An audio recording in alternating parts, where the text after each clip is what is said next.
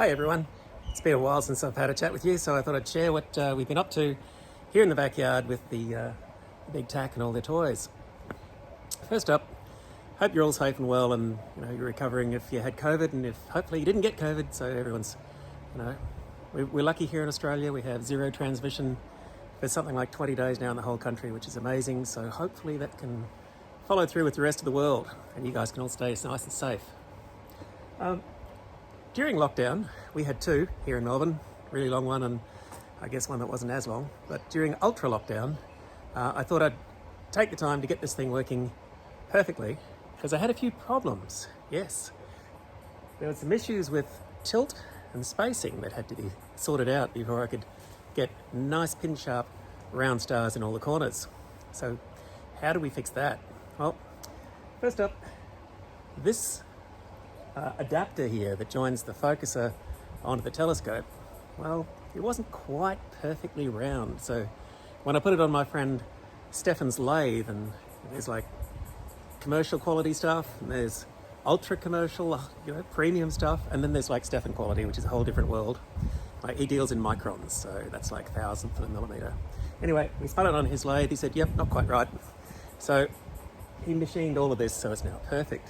And then we had some issues with the actual camera mount plate and a few issues with some of the spacers and so forth.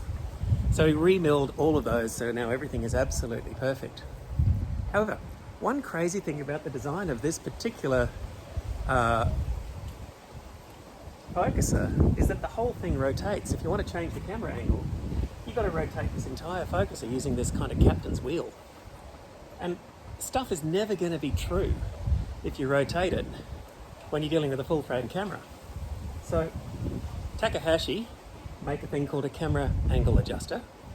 So I managed to pick one up on the second-hand market, and now whenever I want to rotate the camera, I just do this, and it's really, really cool, seamless, beautiful, and it's probably the only piece of Takahashi green you'll see on this entire system, but that's okay, it's true to its brand.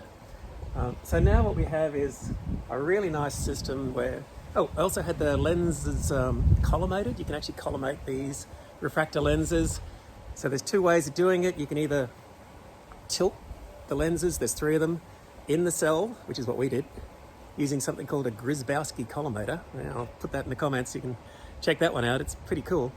Or you can actually tilt individual lenses within that grouping, but you're best not doing that because that's a trip to Japan, because they're the only guys who actually can put it back together the right way.